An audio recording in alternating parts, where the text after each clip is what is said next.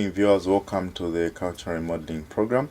To take you through the program, my name is Chileshe Kandeta. This evening, we are looking on an update of public-private partnerships, where we have come from, where we are, and where we will go. I'll introduce my guests later on, but for now, let's go to some information that we have prepared for you in this outlook. Basically, we are bringing back some of the information that we used to prepare for you in our earlier programs. If you need to know what has been happening in terms of the kwacha, if you need to know what has been happening in terms of your stock on the Lusaka Stock Exchange, please be with us every Sunday and we'll give you a weekly update on what has been going on. But also in our outlook, we'll be showing you information on the fundings that have been made by government to capital programs. However, you can also check down on our scroller there on the information that is running down your TV sets. There you will find some information that is coming from the Central Statistical Office and from the Bank of Zambia and indeed other sources who are partners in this development of the cultural remodeling program. This evening, let's go to some information from the Bank of Zambia. Here we are information showing 7th January 2011, where the kwacha was trading as follows: to the US dollar, buying 4752.98 and selling 4772.98. The pound 7348.58 and selling 7380.46. The euro 6160.81 and selling 6189.12. The rand 629.65, that is the buying rate, and selling 699.65. However, next week we'll have to modify the information we've given you. We'll be showing you how the movement has been from one particular week to the next week. In this case, we'll show you the information we are showing you this evening as it will compare to what will be the state of affairs by the end of the week this week on Friday. If we move on to some other information, this is coming from the Lusaka Stock Exchange. We have some stocks there that which recorded some movements here. Africa Explosives recorded a change rather than basically this is an improvement in the stock price by 390 kwacha. British American Tobacco also recorded an improvement of 43 kwacha. The Lafarge recorded an improvement of 8 kwacha. Zambif, there was a drop in the share price by 36 kwacha. Zanaco, a drop in the share price by 3 kwacha. Zambia Sugar, there was a drop in the price by 5 kwacha. The rest of the stocks remained on the levels that were recorded last week, and the stocking index recorded a drop in the share price, the composite share price of 0.32%. At this point in time, it is my pleasure to introduce my guests.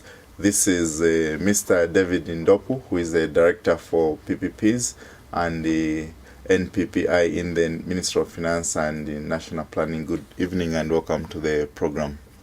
Good evening, Mr. Kandeta. Good evening, viewers, and Happy New Year. Yes, indeed, Happy New Year. With him is a former Deputy Minister in the Ministry of Finance and National Planning and the former ambassador, Zambia's ambassador to Japan. This is Ambassador Godfrey Smas. Good evening, sir, and welcome to the program. Good evening, Chileshe, and to the viewers.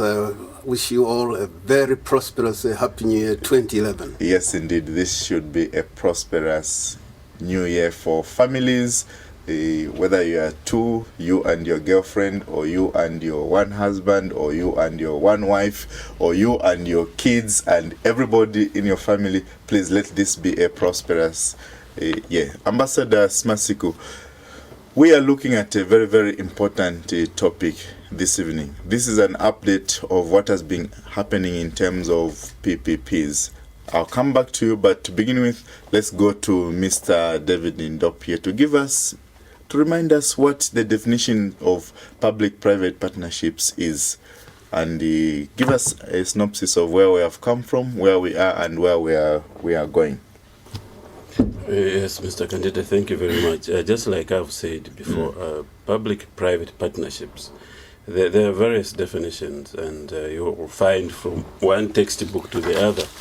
But I do not want to dwell on the classroom definitions. Yes, yes. The basic definition of a public-private partnership is simply government working together with the private sector to deliver a public good. What that simply means is that a government works together with the private sector for a particular period of time, which is maybe a concession, and the government's objective in that relationship is to deliver a public good to the community, and this is a public good is defined as a good such as a road, a dam, a bridge, which is used for the community purposes. And the private sector builds or does that project using its own money for a return.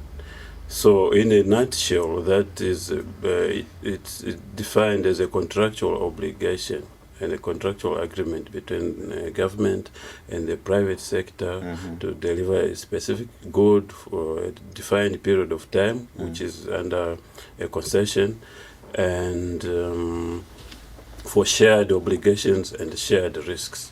The government in return, what it derives from there is the service delivery.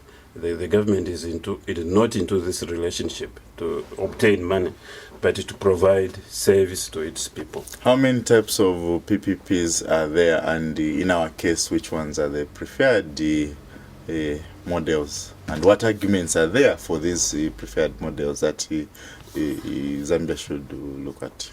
There are several types of public-private partnerships. The list is endless, but in Zambia here we focus on a few because of the nature of the situation we are in. The most common type of public-private partnership that we encourage in our law is the design, build, operate, transfer back to government. As you know, most public-private partnerships, the end result is that they have to be handed back to government. Yeah, so the private sector comes in to design that public-private partnership project. It finances it, it operates it, it maintains it for a specific period of time, and at the end of that period of time, and that period of time is viewed as a concession, then it's handed back to government to own. Yeah, so there are several. You have some which are design, build, operate, and transfer. You have some for build, operate, and transfer. You have some operate and transfer. But as I said, it will depend on the nature of the PPP project that is being implemented. It is not one size fits it all. The reason is simple. In Zambia, we do not have a lot of infrastructure. So we're encouraging the private sector to design and build entirely new projects, which are greenfield projects. But in other developed countries where there's a lot of infrastructure already, sometimes the private sector is hired just to maintain those infrastructure or to operate something which is already existing, and not to start from the scratch to come up with a new project entirely. So that's what distinguishes these types of PPP projects. Excellent. Ambassador, you served in a very, very advanced economy, which for some time was the second best economy in the world, second only to the United States. I understand these days it has dropped to number 3 because China is running very, very fast. What are your experiences in terms of the role the private sector in that region played, in developing the country in which you were serving? And for the purpose of our viewers, which country were you serving in? Thank you, Chileshe. This is a very interesting subject, and I think I would like to commend the government, and in this case, the Minister of Finance and Economic Planning, because I think this is the basis of development, to carry on. Because when we look back, it was, government doing everything for itself. So the people were expecting government every day, every year to do something. But you see, this cannot last.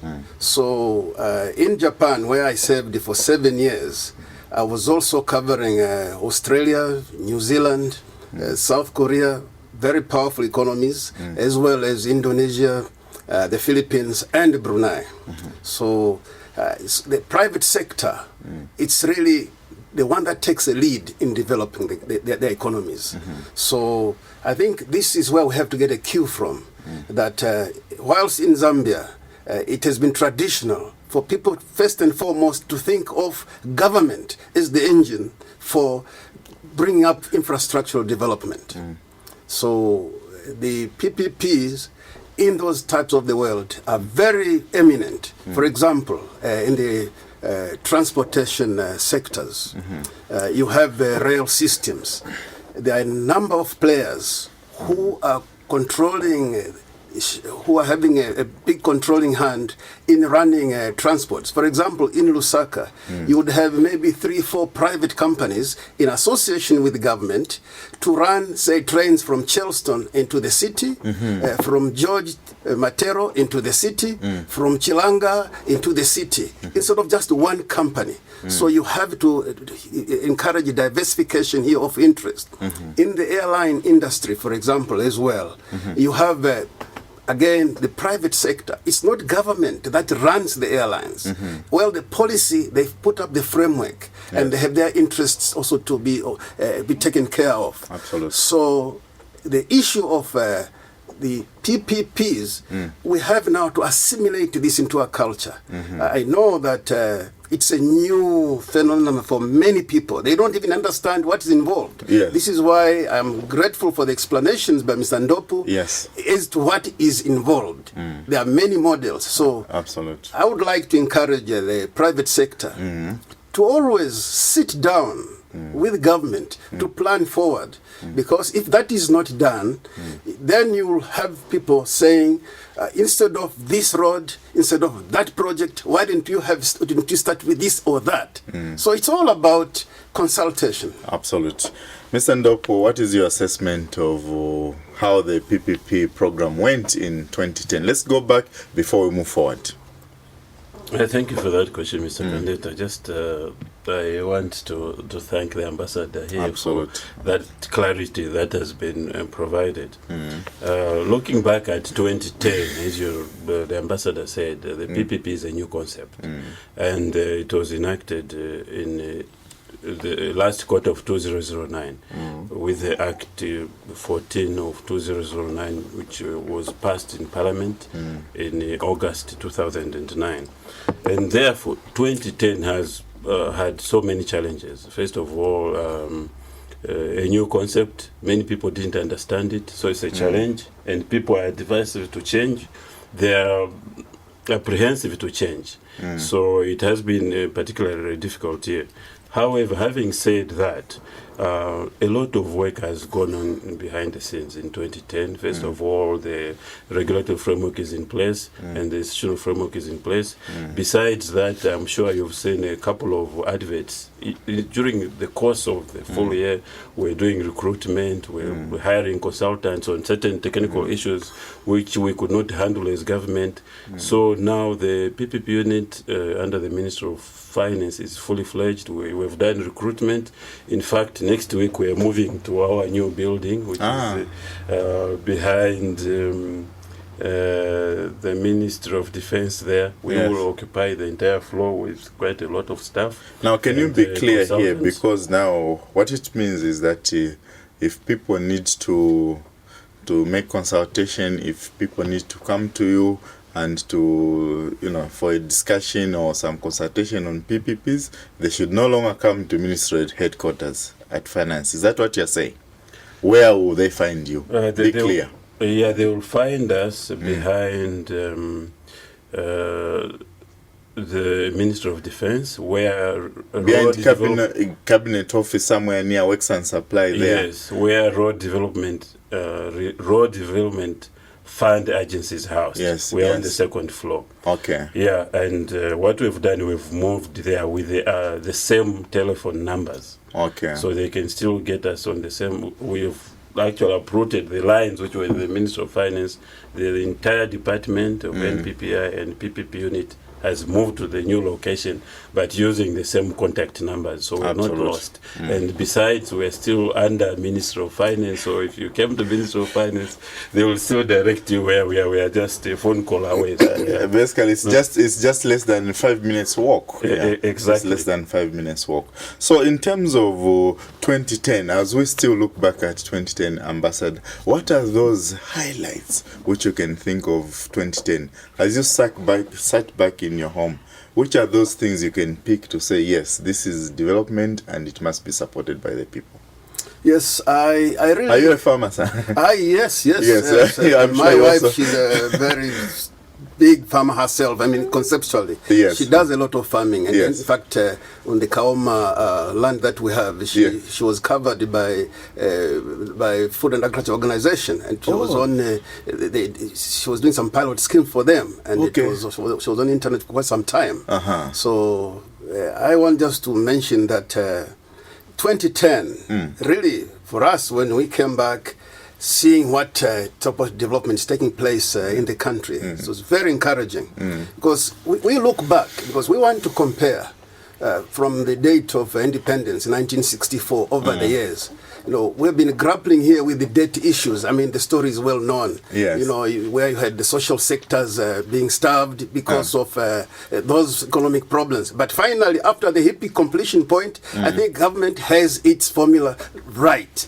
So now you're having these programs to empower the people. By empowering, I don't mean people might think, well, what is there in my pocket? You are looking at infrastructural development. Look at the schools that are being built all over the country. Look at the hospitals. Look at the clinics. And look at the roads. Because we are coming back from deprived days. You remember, if we go back, we used to have roads like the Hale Run, the one that was used going to Dar es Salaam. Vehicles were overturning with copper. It was cheaper to let that track remain there than picking it up. So I think 2010 is setting up a very good foundation for the development that will propel our economy to greater heights. I'm not diverting Mr. Ndopu and the ambassador here, but you know, one of the, you know, just the chats we had with some friends over a drink, I was taking Fanta, was that, you know, if there's a generation that really never saw development in its youth, is my generation. Your generation, perhaps, ambassador, you saw this type of construction in the independence days. When those of us that came after that were born, we found these things were already there. Now we have these young people who are seeing these things again. So we are one generation that found things. Now we are in a situation where there's a lot of construction happening all over the place. Using your experience again, what does this mean in terms of you know, to the youth? How should they look at these things that are happening nowadays? Indeed, it's true. When I look back, for example, one of our sons, when he started school, they were sharing a photocopied teacher's book. So that same paper, you have to borrow it, go and make photocopies. Absolutely. And I mean, how much progress can you make? Very so this is what they knew, the younger people, at a certain stage. So desks, there was time when parents had to go with the desks to school because the children were sitting on the floor, on stones, and you had to get those people who were in the boarding schools to come with their mattresses. I mean, these are some of the things that the younger people saw. We didn't see that ourselves. So over the years, this has changed. That what I've just described is no longer what one can find anywhere in the country. So I think the development now, the young people should not compare, of course, with what is happening in America, for example. No. Because they have so much access to information on TV. They see this. I mean, I cannot imagine that you will reach the stage of the United States within the next 10, 20 years. You see, we are looking at the African context. I think we have come a long way. I've seen, I always want to remember how a woman was taken on a sledge, taken to a clinic, 5 hours, arrived there in the evening, the solar lamp was not working, the only nurse who was there had to take grass from a thatched place to light the labor ward. And she tried her best. We lost that patient. But today, I don't think that is happening on that scale. So that this is why these health centers, you see, you have to start somewhere. So this is why health center is within a certain distance. And then you go to a district hospital, you go to so on. I think looking at it has never happened in the country. So I think the development, this is meant to improve on the standard of living of the people. Absolutely. So that we are looking now, what is the lifespan of a Zambian? Obviously, you are looking now at figures that not long from now, we'll be looking at 50 years and beyond. Because some countries, they have 70 years as an average, Absolutely. 80 years for women. So Excellent. I think we are moving away from 38 years. Yeah. Thank you for your inspiration. One of the terms the ambassador used here, Mr. Ndopu, is that we are on this is the starting point. Now, what's the starting point for PPPs in 2011? Oh, What are the plans? There are a lot of things happening. Of course, as I said, the starting point is not necessarily 2011, but from the time the law From was 2010, passed. yes. Yeah, and in 2010, we started planning, designing, because without planning where you're going, you're definitely bound to hit into a ditch. Absolutely. Like I said, for a number of projects which we have on the table now, which I will read to you, but I can make some highlights, like the airport, the housing programs, the roads, the railways, Please go all through. these projects which I will go through. Go through them, What was please, yeah. important for us is to do consultancy studies, feasibility studies, and we had to follow the law, you know, to adhere to the law, to strictly do the procurement process as the law outlines. And that's the reason why you have not seen any physical work during 2010, because we had to do the But there was adverts, some we had works, I think, at Kasumbalit. yeah, that we started much earlier. Okay. Yes, we had to do the procurement process, to do the adverts, to do the, and that whole thing has been done. What we remain to do the concessions and to sign concession agreements. So for 2011, the developers will be on the ground and start the work. So what we have, the projects that are on the table now for 2011 and beyond. What are these projects? Under road projects, we have all the roads from Livingstone to Kafue, Lusaka, Ndola, and up to Chililabombo. You know already that we had advertised Kitwe Chingola Road, which is a very busy road. What was the response and where are we with that road? The response was very positive, but along the line, government decided to decided to redesign that road. We didn't just want to have a short stretch in the middle of nowhere, the Kitwe Chingola. So what we have done is we have included now Kitwe, Ndola, Kitwe, Chingola up to the border. So that whole road will be done, and we are actively negotiating with a preferred bidder. It's no longer a secret. We have our preferred bidder for that road is Bezurid. They've been on site to do the designing, to do the geotechnical samples. They've taken soils, and during the first quarter of this year, especially after the rains stop, we expect them to be on site after we sign the concession agreement. So all the different road projects are at different stages of procurement.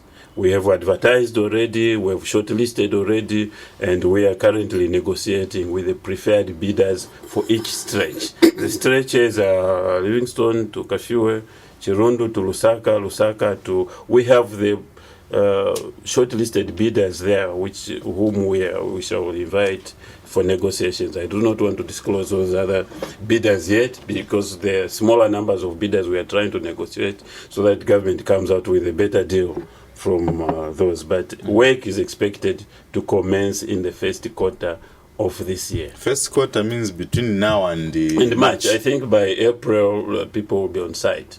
Yeah, we have put in place all the things that are required. And one other thing that had to be worked on during 2010 is actually trying to harmonize the legislation. As the ambassador said here, we are coming from a past where government used to do everything for its own people. But things are changing. We realize that the private sector have a major role in the economic development of the country. And therefore, the private sector has to fully participate in the economic development of each country. Absolutely. So as we are negotiating, we come across certain challenges where the law, because of the historical background, is not responsive to the current demands of the new dispensation. What that simply means is that, for example, since government was doing all these things by itself for the people, the law does not allow for a private company to collect revenues on a toll gate, for example. So we have now to adjust, adjust the law to accommodate what we want to do. And all these things have now been taken into account, and I think we shall make some presentations through the appropriate line ministry and through Ministry of Justice back to Parliament to allow private companies to collect toll revenues on a toll road. And all of these things are now being harmonized, and this is what we've been working on during 2010, and most of these projects will take off. And for the roads, we have precisely those roads which I have mentioned, and we have also railways. Under railways, we have the Kazungula Livingstone Railway Spur. This is from Livingstone to Kazungula, and eventually we want to go as far as Sesheke, because the Namibian government are building their railway line all the way up to Sesheke, so we'll have to connect that. So that will be another corridor for us. When are you starting that? Be clear. Is it this year, this quarter, this year we'll start with the process of procurement for the railway lines. Okay. Yes.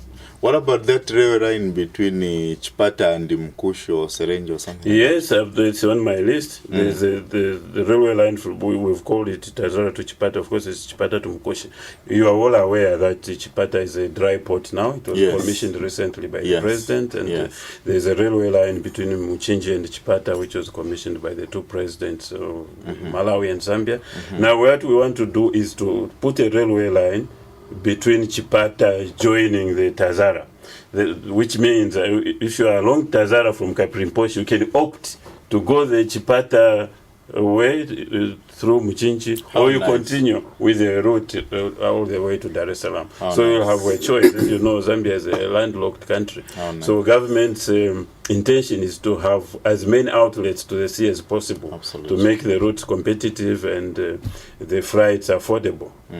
Yes. So on the list, besides the Kazungula Railway Spur, you have the Tazara Chipata, you have the another major one, which is the Solwezi, Kaoma, Mungo, Sinanga, again joining to Sesheke, all the way. It's a route to the Wolves Bay. We are already talking to an unsolicited bid. Already there we have received an unsolicited bid. As you know, that the law provides for an unsolicited bid, but we have to follow the provisions of the law. That is, a developer, a private entity, has shown interest to develop that railway line. But the law requires that we have to open it to tender to get a favorable and competitive bid. And I'm glad to tell you that also the procurement for this particular line, which will be a railway line, has reached an advanced stage. So you can imagine the opportunities that will be opened up along that railway line. It will not only be exportation of copper from Kolwezi, Lumwana, going that route, but it will also be the opportunities, business opportunities along the line of rail. That where this line of rail will pass. Absolutely. Yes. So besides the railway lines, it's a border post. On the border post, I have a success story here. The Kasumba Lesa is complete. We're just waiting for the president to commission it in January. Is that so? Yes, and the border will be fully functional. Excellent. Yeah, and for that, I want to say that for this particular border post, it will create an additional 300 jobs. So all those temporary jobs which were on site will be transformed into permanent jobs. And I'm happy to tell you that that's progress. For this particular project, all those jobs, all those 300 from the general manager who has been recruited, up to the sweeper, the cleaner. All these jobs will be Zambians. Maintaining, sweeping, cleaning, 300 jobs for Zambians at Kasumbalesa. Yes, those are on this year. The recruitment is going on. Yes. I'm also happy to report that we have awarded Mwami Mwami border post, the construction will start this year. We've a preferred bidder, and the government has already signed a concession agreement. We've awarded Nakonde. We have a preferred bidder. Government has already signed a concession agreement. We have awarded the border post Jimbe and Kipushi in the northwestern, and the construction will start during the first quarter of this year. All those concession agreements have been signed by the Minister of Finance, and the construction work will start. The other border posts that we will sign also in the near future, also in the first quarter, will include Chirondo, Kazungula, Katimama. Let me first provide some clarity at this point. Like I said, there are various types of public-private partnerships. There are situations where government has already built a border post. So why, like Chirondo? Yes, why should you bring in a public-private partnership operator to run that project? The answer here is simple. The explanation is, when you look at buildings, let me give you an example. If you go to these Western countries, if you look at a building which was built in 1403, the building looks new. Why does it look new? Because it has a budget line of money to maintain it. Every year that building has a vote to maintain that money. But as a result of budget constraints in our situation, you find that sometimes there's no money for maintenance. A building is built and it's left like that for several years. As a result, it starts cracking, the paint falls off, and so you need to build it, to bring in somebody, a private entity, to maintain that building for several years. But this time around, the design of a PPP arrangement differs, because the PPP person, developer, does not bring in money to construct, to design. He just comes in to maintain. So even his fees, payment for fees, are very minimal. But he will do the repairing. If you go to Chirondo, for example, the parking lot is already sinking.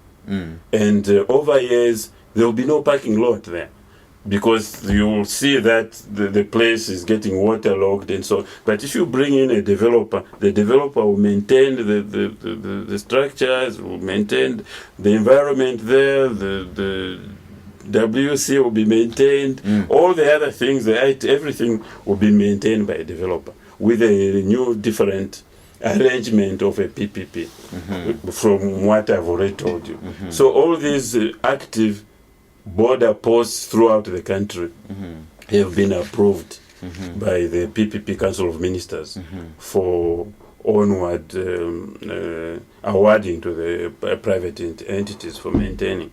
Absolutely. Yeah. Besides the border posts, we are also doing with the energy projects. As you know, one of the key things of the PPP is the infrastructure development. Without infrastructure, there will be no economic development to talk about. And the power projects are of paramount importance in this country. If our memories serve us right, you know, shortly last year you had power shortages, and the government is committed to building as many hydro power stations as possible. And some are ongoing, and some of these power projects will be implemented using the PPP models. On the table, we have the Kafue Gorge Lower, which is already ongoing. The procurement has reached an advanced stage. It's no longer a secret where government is talking to Sino Hydro, and the works have commenced. Yes, works have actually commenced. Yes. Sino Hydro, yes. We have Teshi Hydro, which is also a public-private partnership project. This is a consortium between Tata of India and the ZESCO, which is a government parastatal. Excellent. Yeah, work is going on, and mobilization of resources is ongoing. This is also under our unit. Then we have the mini hydros. We have Kavompo mini hydro. We have Kalungushi mini hydro. We have Bututu mini hydro. So there are quite a number of potential sites around the country where mini hydro stations can be built. Absolutely. And some have been advertised. Some have already been awarded to various developers. Still on the energy, I want to comment on the upgrading of Indeni and Tajama. What government has done in this regard, as regards the petroleum products in the country, is to get a consultant.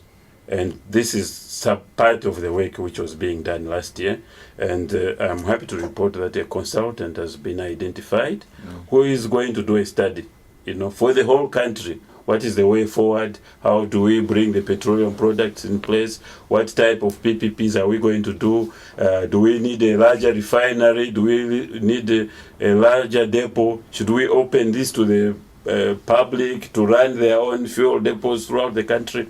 I think this type of work requires proper research and proper analysis, and we've hired people with experience to come and advise government on what to do. And I just wanted to mention that certain detailed work government cannot do on its own, and therefore it depends on expertise from other people from other countries who have done similar work before, and we have hired a consultant who will run us through and make proposals to government on how we should go about the petroleum sector. Absolutely.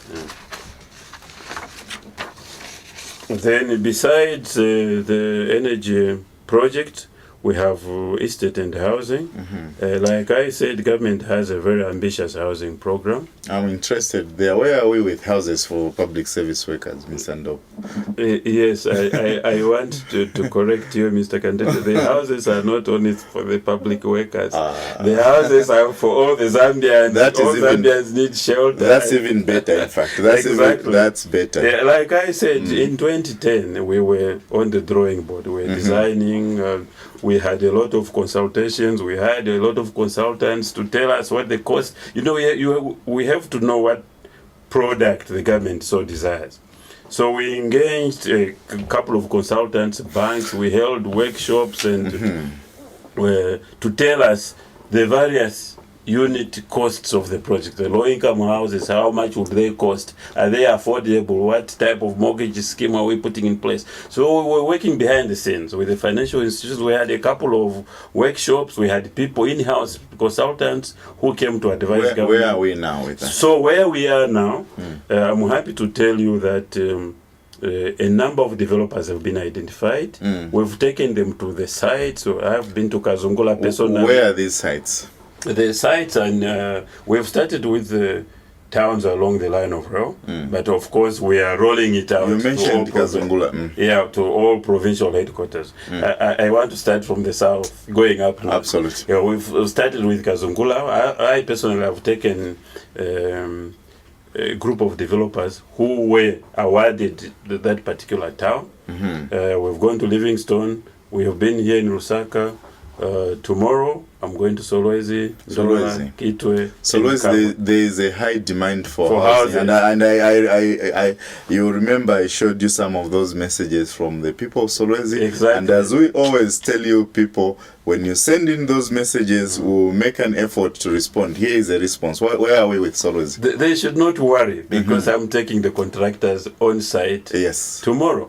Yes. So there will be construction will start. 2011 is the year of action. People will be on the ground, because the work that was being done in 2010, the maps and the drawing, people were not seeing it. Yes. Now in 2011, you will be able to see come out of the offices. You will come out of the offices and go to the site. Absolutely. So they should not worry about accommodation anymore. There will be a lot of houses. In Solwezi alone, I think we are constructing about 8,000 houses. So what does that mean in terms of the rentals there?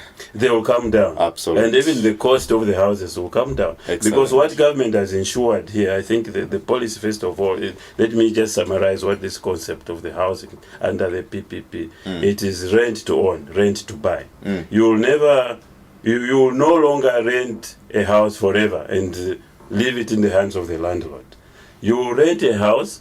Your rental contributions will contribute to the price of that house, so that in a period of 10 to 15 years, depending on how we design the concession. That house they'll give you the title. Yes, that house will become yours. So that will be the different aspect. And what that brings along with it, for example, in Kazungula, when we took these developers, one striking feature is that some of the towns in this country have been developing haphazardly. You know, where you find there is a very nice building and next to it there's a shack, and so but what they want to do with Kazungula, for example, because some of the towns it's too late, all these structures are already there. Yeah, but for a town like Kazungula, what we've agreed, like for Chipata, I'm sure it's too late. I don't know how to mention which towns, but for Kazungula, I'm so sure that what's going to happen is that we've agreed with the local authorities, which is the Ministry of Local Government and Housing, the council in Kazungula, the Surveyor General's office, which is actually stationed in Livingston, but overseeing Kazungula, is that the town must be properly designed, where the government offices are, where the shopping mall, the banks, it should not be a haphazard kind of complexes, yes. And we even crossed across to see how Kasane was designed. And when you compare, you don't want to find ramshackles in between bus stops and so on. So there will be a proper design where the low-income houses will be, the high-income houses will be, where the farms should be. So that town should be properly done, where the sewage, the water system, the roads and so on properly labeled. That should be a model town, and that's the focus for we'll surpass Kasane, obviously, isn't it? I hope so. That's our wish. But then that moves on to other towns. Yeah, so that's an ambitious program, and work will commence this year. And just like I said, these houses are for all Zambians who can afford buying, and of course the civil servants who have been renting houses in all types of places. At least have more than 10 years to work, so let me I'm publicly campaigning for you. No, let me assure you that there will be enough houses that will go around for everybody. Teachers, police officers, nurses, police. First of all, it's not only those who are starting work who will be assured of a house, but even those who are already working. Yes. Yeah, because you have your gratuity, you have your pension. Your pension. What we have done, we've looked not only what you can afford contributing every month. We've looked between figures of 800,000 to 1 million. The higher you contribute, the bigger the house you might get. If your income is low, you might get a 2-bedroomed house, not very luxurious, but adequate for your security. Shelter, as they say, you cut your sweat according to the piece of cloth you have. For the others who have slightly a higher income, who can afford a rental of 2 million, their houses will maybe 3-4 bedrooms. It will be slight. So there will be low income, middle income, and high cost. Yeah, some people who are well paid will be in the middle and high cost. Others who have low income and they have no access to mortgages and so on, they will qualify for this type of house, so that we cover everybody. Yeah. And besides, there are already these projects that government is doing for police houses, teachers' houses, and all these things. Yeah, you see what the PPP does is to supplement what already government is already doing. Yeah, thank you for highlighting that. Where the PPP job is to supplement, to add on to what government is already doing. On its own, government is already doing a lot from the treasury. You know, the government finances projects through various modes. And it's already doing a lot. There are other houses which are being built for the police, for everybody else, under government's initiative through the National Housing Authority. There's also an aspect of building houses for the public. Is there anything else there we need to but as the PPP comes on board, it adds on already to the existing projects. Yeah, so it's a supplement. Yeah. Besides the houses, we are also talking of hostels, hostels for universities, hostels for colleges. Absolutely. You may be aware that a lot of students are squatting all over these compounds, in boarding houses, renting houses. We want to provide decent accommodation for students. There's a lot of land, and we have been talking. If you talk to PS Minister of Education, we've been talking, and we have identified some companies which can put up decent hostel arrangements at affordable fee for students. Now, if a school has land, let's say Chiwala Secondary School has land, can they come to you and say, we have land, please put up some housing here or some hostels for... Yes, but these hostels are not for free. Of course, students have to pay a small fee towards that. So it's like taking these same boarding houses into college premises or but it's standardized and with proper amenities, proper toilet facilities, proper security. You don't want a house situated somewhere in an area where students have to walk from Nipa another 2-3 kilometers into an unknown area. The hostels will be situated within the college premises. Excellent. Like if you look at Unza, there's so much land in the hinterland there where the hostels can be packaged. So similarly for Nipa and Evelyn Horn. Yes. If the land is not there available, the land will be identified elsewhere, but secured with an environment for learning. So that's what will be provided. Why I said that would not be very easy for a secondary school, because it comes with a fee. The private developer does not put these hostels for free to government. At the end of the day, for another 20 years, we'll be collecting fees from each bed, but of course you will hand over the whole hostel to government after 20-25 years. So the question that comes in is, are students able to afford that bed fee? Or at colleges we've seen we're working at a rate where they will be able to afford that. Yes. So besides the housing program that I've spoken about, we have the agricultural project, we have the Nasanga farming block, the irrigation development project. All these are at very advanced levels of procurement. The Nasanga farming block is just one farming block which we have taken as an example as government. But as you are aware, there are several farming blocks. In each province is a farming block. In Kaoma, there's one which the ambassador wanted to. There's a Luena farming block, but we've started with Nansanga, and as that works out, we roll it out to all the other provinces. What is it that we want to do in Nansanga, for example, where we need a PPP? Government, for example, has taken the power lines to a central point. So we need a private developer to extend, to invest, to put transformers there, power lines, now to the actual farms, and to collect revenue on that with a nominal fee and maintain those things that they are working. So that will be done under PPP. And the adverts were done last year.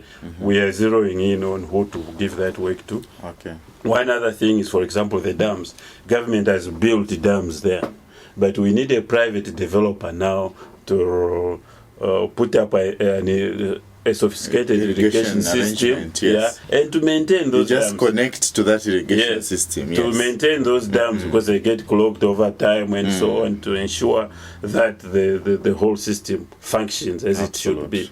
But of course not for free. The farmers will be levied a nominal fee for maintenance. So you need that developer to do that work, and not government to do the work for the farmers. And I'm healthy. We're going to construct the Lusaka Ultra Modern Center of Excellent Hospital under PPP. We are going to do development of 3 diagnostic health facilities in Lusaka, Livingstone, and the Copper Belt. And there's also another thing which is in Livingstone, which is called health tourism under PPP. That's where... What's that, health tourism? That will be something like where people who are sick, who need to be flown abroad. But the facility now will be in Livingstone to cater not only for Zambians, but for the entire region and maybe for the whole world. People are evacuated to that hospital, but alongside being treated, they also go and have some fresh air. The Victoria Falls. That's what is going to happen. And we have already awarded that to a very big company. I don't want to mention their names, but they are already on site, already doing the surveying. I think Excellent. last month there was an announcement in the paper. So those people are already there doing something similar to what I've said. Excellent. And then Lusaka International Airport. I've just remembered what is happening. You talked about Lusaka International Airport last time. Yeah. It looks like a regional airport these days. Regional as in it should be in Kasama now. Yeah, but last and not least on my list are the airports. Excellent. Just like you have said. Okay. Lusaka International Airport. We want a big airport there. Yeah, a big plane can come there. Huh? Exactly. As I said in 2010. Yes. Government is not just awarding to say we want this airport. You have to define what type of airport do we want, the size of the airport, how much will it cost, what is it that we want to see on this airport. So we've been carrying feasibility studies during the whole year, and I'm happy to announce that feasibility studies are out. I wish I had come with a plan to show you exactly how we want the airport to be done from our end. So these studies are done, and if you may recall, we advertised and we had a lot of expression of interest. We have now shortlisted people and we have invited them to submit bids. Excellent. And by end of February, we will open those bids and we will select the preferred bidder. Excellent. Yeah, so the bid that will win is the bid that will be close to what government wants to see on the ground. We want to see a longer runway. We want to see a new terminal building there. We want to see hotels. We want to see parking places. We want to see restaurants. We want to see shopping malls. So within that, we've expanded the space and we've done the preliminary designing of the whole airport. The design is. We've shared that. It's with me, it's with the minister, it's with... Excellent. It's an excellent design of this. So that's what delayed the start of works. We were still doing this. Do we see some work starting this year? Yes. Okay. Work will start this year. So besides Lusaka, you have Livingstone, you have Ndola, you have Solwezi, you have Mfue. All these are very busy airports. And they will follow the same format. That as we are awarding the Lusaka International Airport, we will also consider awarding for the other airports that are remaining. For Ndola, for example, you've seen how small Ndola is. What we have in mind is actually just to move to a new site altogether, which the council will give us maybe between Ndola and Kitwe, find a new space, put up a new runway there, a bigger runway, because it's a very busy airport, as you've said. There are now planes coming all the way directly from South Africa, from Nairobi. Yes, so the airport needs to be expanded. And for Solwezi, with the events, with the economic undertakings that are happening in Solwezi, you need a bigger airport in Solwezi as well. So we are going to award for the expansion of Solwezi Airport. So all these are plans underway which governments want to implement using the public-private partnership. Excellent. Ambassador, you and I, we have spent time here listening to all these plans that the government has through the PPP programs. What would be your comments on these plans? Well, you have seen development in the past. You saw development in the dark days, and you are seeing development now. And here are some plans only for 2011. You know, my immediate reaction is like it's a dream. Yes. You see, I'm excited with the housing initiatives that are going to come up. Excellent. You see, when we look back over the last 50 years, you find that most of the townships in Zambia, they were built by companies like Richard Costain, McClop.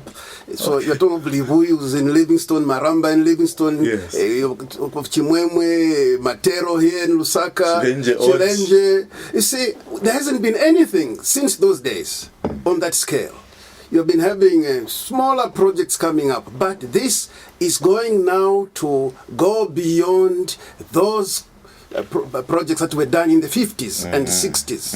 And now, I think, hearing what he's mentioning on the low density, medium, and the high cost, then it gives people choices. And now we're seeing more economic activities. Yes. More Zambians being empowered. They'll be able really to go along these packages. Whilst in the past, we had no choices. You see, like when I was born, we never had the electricity in our home, with no water in our house. You had to go and we draw. go to the compound tap, for those of us who are on the line of rail, and the showers, you know, you had to go where there were 10 of you at the same time, no cover for anything. And you can imagine at Kawata, that cultural village, those round houses, the rondavels, were the house for a civil servant with his wife, children. That small. That was a luxury accommodation. That was, and with the electricity, and inside each house you had a loudspeaker for connected to the Federal Broadcasting Corporation. You couldn't change any meters. You had the loudspeaker inside. Inside there, you like it or not, you listen to them from 5 a.m. when they open till midnight when they close. What time? So that was nice, though. You know, so these are challenges that I think the young people go along with. You get young people graduating from colleges, from universities, they start to work, they will go along to own a house. Yes. You see, we have seen it here.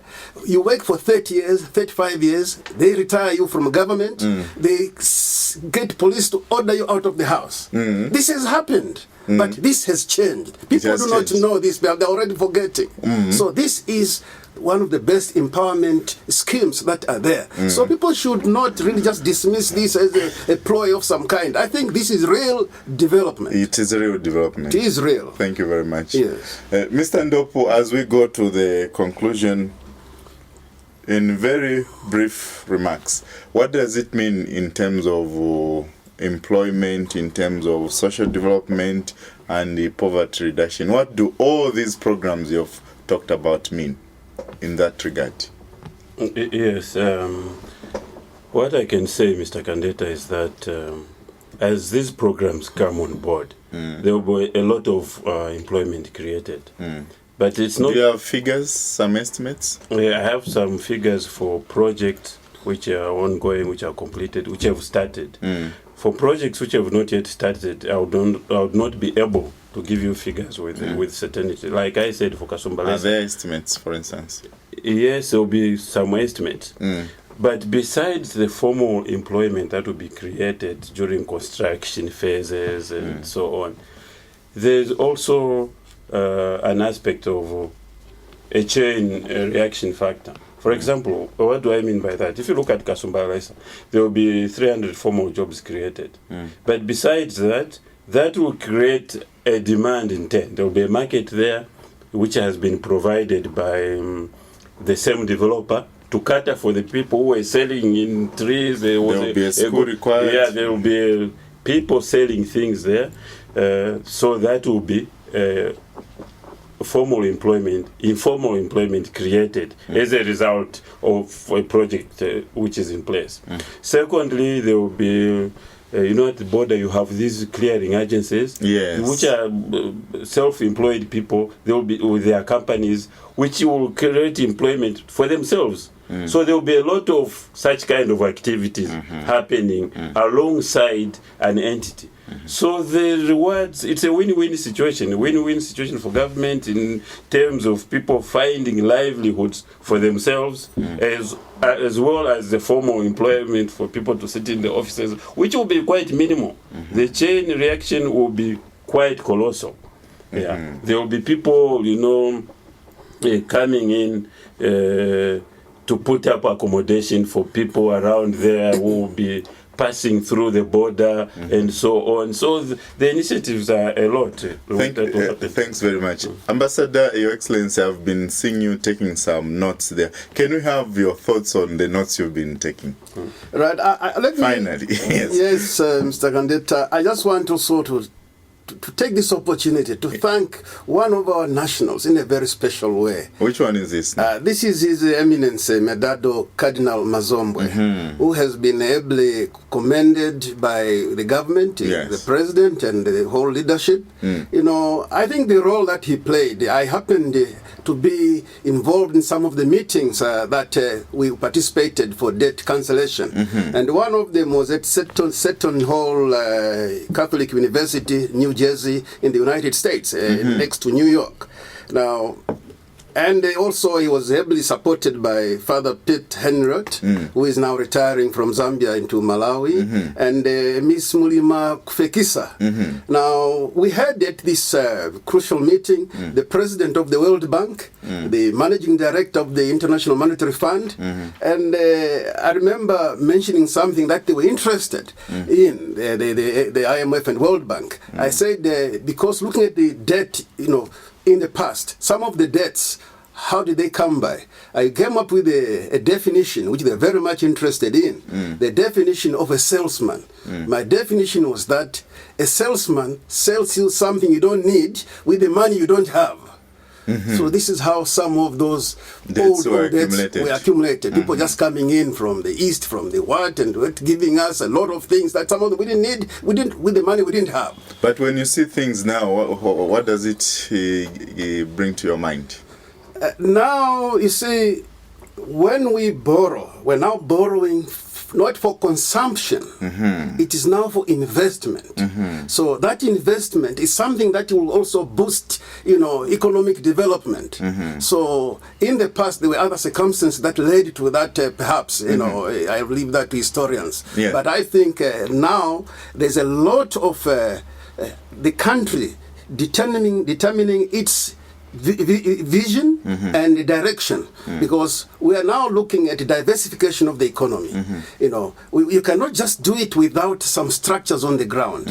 So you have first to have a support. I know, for example, that we reached a stage when, I know, for example, in 1973, the Minister of Finance got 0% from copper revenue. 0%? 0%. He got nothing. He got nothing. So we had now to build up from there, with the oil crisis, etc. And I'm glad now, copper production now is going to 750,000 tons, which was, again, what we reached more than 15 years, 20 years ago. So I think to achieve this, you need to put in place infrastructure. How you're going to move your products, how you're going to encourage people to move at cost-effective, basis. So I think also I would like to ask government to re-look at the issue of Zambia Railways concession, because I have a railway background myself for 14 years from Rhodesia Railways. Okay. So I think what we would like to see is to remove the pressure on the roads. As we can build so many roads, but as long as the railway line will lack capacity, there are many reasons for this. There was one time when you could not transport your copper to Dar es Salaam in less than 10 days, 15 days, 3 weeks it took on record. Okay. So we would like really to say, can we get back to these people to go back on the drawing board? Thank you. Thank you very much, Your Excellency, and thank you very much, Mr. Ndopu. I hope you'll be available to give us an update at the end of the quarter, because we're interested to know which projects are started and where we are going. And thank you, sir, for coming at very, very short notice. And viewers will leave the subject at this point, but if you want to get to know a bit more on these PPPs, please write to the address that is showing on the screen, and we will forward your mails indeed to Mr. Ndopu so that they can look at these things. You've gotten that information. That information on what is happening in 2011 is real. Let's take interest in what is happening and move this country forward together. Thank you for joining us, and good night. We'll see you next week at the same time.